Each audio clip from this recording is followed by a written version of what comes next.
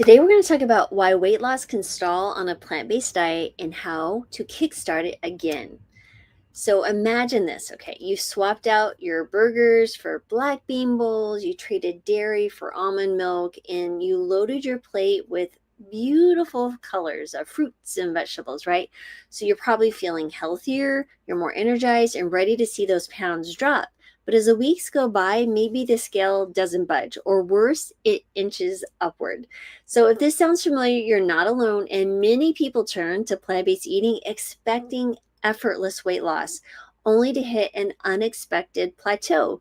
But the good news is some common pitfalls might be tripping up, and with a few tweaks, you could absolutely reignite your weight loss journey. So, hi, my name is Dr. Lori Marvis. I'm a board certified family and lifestyle medicine physician who's been on my own plant based journey for 13 years. I am licensed in all 50 states, and I have seen plant based patients from every single state in the nation. And so I can tell you, after speaking and taking care of thousands of patients, I've gotten really good at tweaking things when people get a little bit hooked up or like this plant-based diet was going great until. So that's what we're going to talk about today is the weight loss plateau. So let's talk about it. So first of all, why weight loss actually can stall on a plant-based diet. I'm going to give you 4 reasons, and then I'm going to tell you exactly what to do with 7 reasons to get it kickstarted again.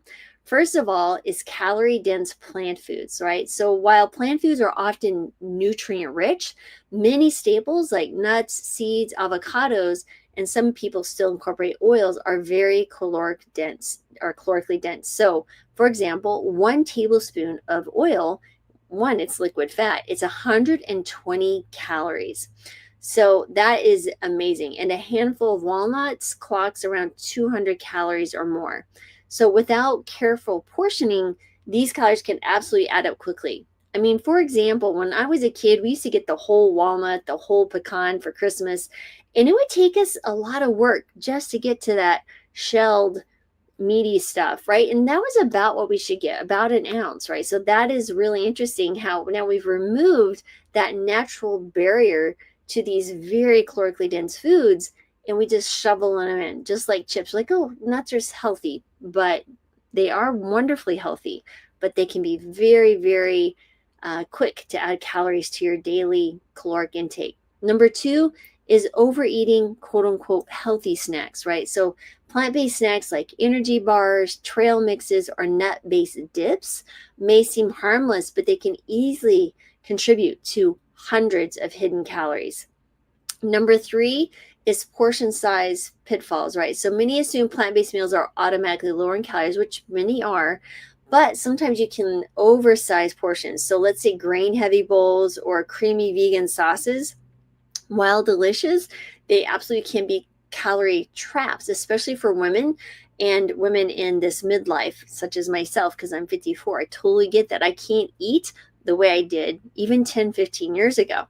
Number 4 is reliance on processed vegan foods. So vegan alternatives like the faux meats, the cheeses, or desserts often contain added sugars, oils, and salt, which can sabotage your weight loss efforts and hinder any reversal or improvement of your chronic diseases like type 2 diabetes, hypertension, cholesterol, things like that. So now with all of that being said, what do we do? How do we kickstart your weight loss journey again? Well, we're going to talk about the next 7 steps you can do. Very easy too. Number 1 is keep your portions in check, right? So how is measure calorie dense foods like nuts, seeds, and if you choose to do oils, I would recommend actually avoiding oils just because they're so calorically dense. Most people that I see are trying to lose weight or having some other health issues. Oils are not going to add any benefit outside of the whole food. So one thing you can do is use smaller bowls and plates to naturally reduce your serving size. Why? So even small reductions in portion size can lead to meaningful calorie savings over time. You can also do maybe a quarter cup or just an ounce of your nuts and seeds daily. Nuts and seeds are very important. You'll hear me preach that we should be consuming those, but again, with very intentional and mindful amounts.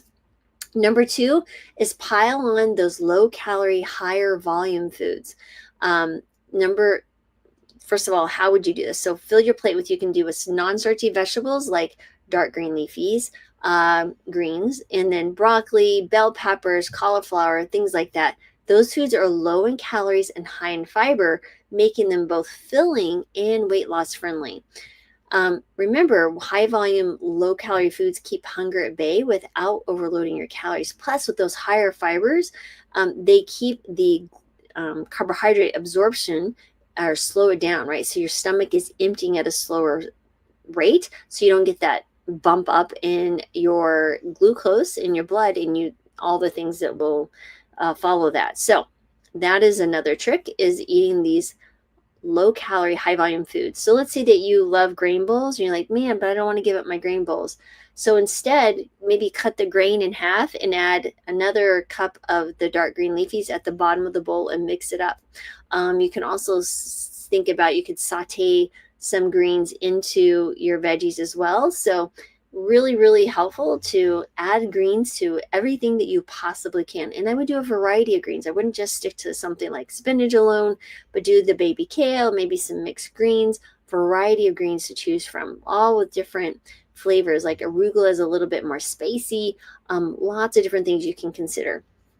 And number 3, if you do this for a couple of things, but what I'm about to tell you, most people are like, but I've heard you didn't have to do this on the plant-based diet. This is because if you're on a weight loss stall, right, the plateau, you've kind of gotten stuck. This is important because if you need the data, so I'm going to tell you, track what you eat. So how would you do this? You could use a food diary or an app to log your foods just for 1 week. And I mean everything goes in your mouth, drinking your calories, how much, weigh it out or measure it out and figure out the calories so you can understand exactly what you're consuming. You will include, maybe write down how many portions you ate of it, how many calories, but you really want to be honest and very detailed, because if you're not honest or detailed, the data is not going to help you. But tracking can really uncover those hidden calorie sources and reveal patterns, really helping you make informed adjustments. So really paying attention to everything that goes in the mouth. And drinking calories is another tricky one, so watch that. Number 4 is cut back on those processed foods. So focus on the whole, minimally processed foods like fruits, vegetables, legumes, and whole grains, but limit the vegan processed foods like the cheese, the ice cream, the plant-based faux meats. And why? Because remember, the processed foods are often very calorically dense, nutrient poor, and making them less satisfying. So you're getting all these calories and you're not getting the nutrition that you want because you went to a plant-based diet. So try to get those, and it's going to be easier on your wallet. It will absolutely be cheaper. Number 5 is boost your protein intake. So incorporate more protein-rich foods such as lentils, tofu, tempeh, and chickpeas into your meals, and then pair them with vegetables for more of a balanced plate. Why? Because protein helps you feel fuller, longer, and supports muscle retention during weight loss. So we want to up our protein intake to about 1 to 1.4, 1.6 grams per kilogram. And if you can do that, what you want to do is look for your ideal weight. So let's say that someone is got 100 pounds to lose. I don't want them actually calculating their protein needs based on their current weight. What we would want to do is find an ideal weight. An ideal body weight we could shoot for around a BMI of 22, maybe a little bit less, but ideally let's start with 22. And I'm just giving you what I've found with my patients. The reason I would say that is because it seems to be, overseeing thousands of patients, when we start getting close to that BMI of 22 or under, is hypertension improves, cholesterol improves, blood sugars improve more rapidly. So there's some things that are happening in that context. Again, there'll be differences according to male or female, muscle mass, all those things, but that's at least a general thing to at least get started with. How many calories you need to be consuming a day, and based on your BMI, what that would be for you, based on your height, gender, and age. If that BMI, let's say, is a weight of 150, that would be about, and you divide that by 2.2 to get your kilograms, and that would be, I think, around 75 grams. 75 kilograms, multiply that times 1 gram per kilogram, that would be 75. Then you can also multiply that, say, out to 1.4, 1.6. Then you'll have where you should be, somewhere in there.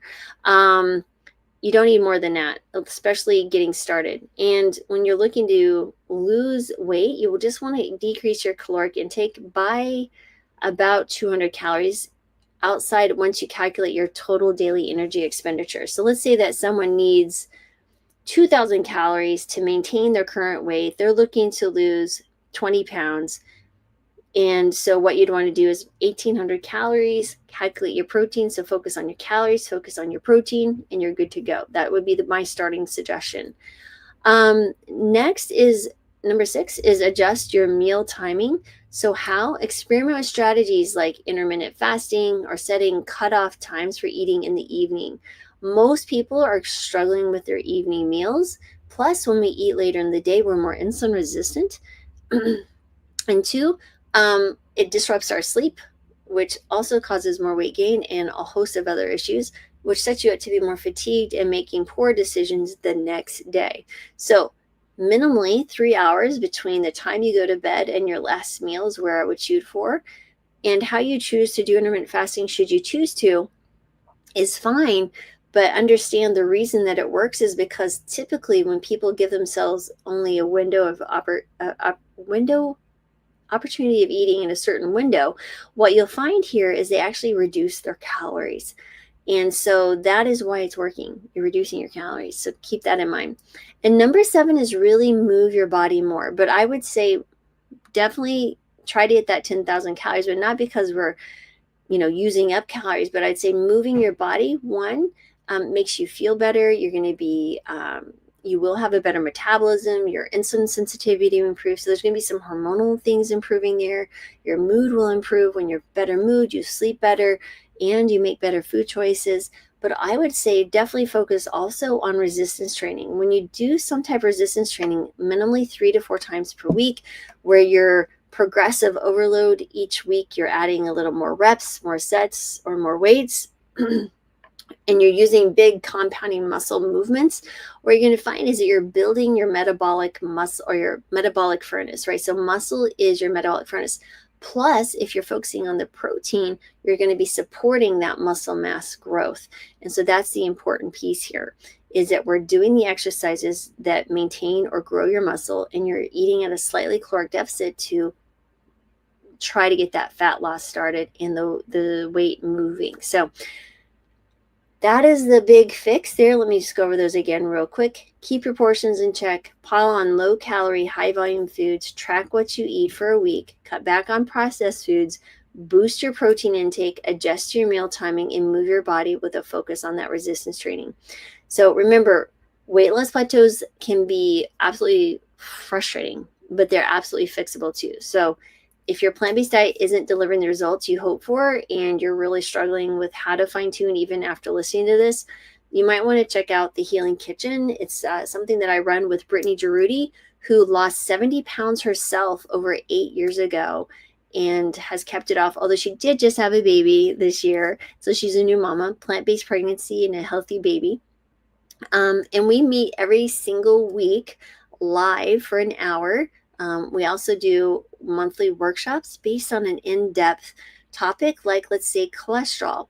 You'll also get an ebook. If you're not familiar with my cholesterol lowering protocol, you might want to Google or look in the YouTube search for that. We have had folks utilize the cholesterol lowering protocol, which I've developed about 4 or 5 years ago, based on the science and working with patients. And now people are commenting on YouTube, on Facebook, Dr. Marvis, my LDL dropped 50%. My total cholesterol dropped 25%. This is the kind of stuff that you're going to get in the Healing Kitchen. And the link is below in the description. We will be increasing our prices next year. We're also going to be looking for it. It'll be pre-launch soon. We'll be publishing our first book, which is Plant-Based 101, which is really exciting. Really helps you understand how to start and maintain and really succeed at a plant-based diet, and really highlighting some of the problems that you might run into. You've already drunk the Kool-Aid, so to speak, of wanting to start a plant-based diet, which is a phenomenal way to move into health, but sometimes you might run into some additional problems. And that's what all these videos over the last 5 days or so I've been doing, is the tweaking, right? So you start something new and sometimes problems will pop up. And that's what we're trying to do, because if anybody has the experience of how to help you, it would be between myself and Brittany. But Brittany does 2 recipes during that hour, and I answer medical questions. We also just launched our community, so literally you can talk to one another. It's a safe place. You feel welcome. You don't have to explain to anybody why you've chosen a plant-based diet. There's no judgment. Again, it's a matter of just a space of love and helping you heal and just enjoy yourself while you're there. So we'd love to have you. So check it out. And again, like I said, the price will be increasing next month, because we work really hard to provide those resources, and all the recordings are available. All the recipes are available. We've been doing this for well over, a year and a half now.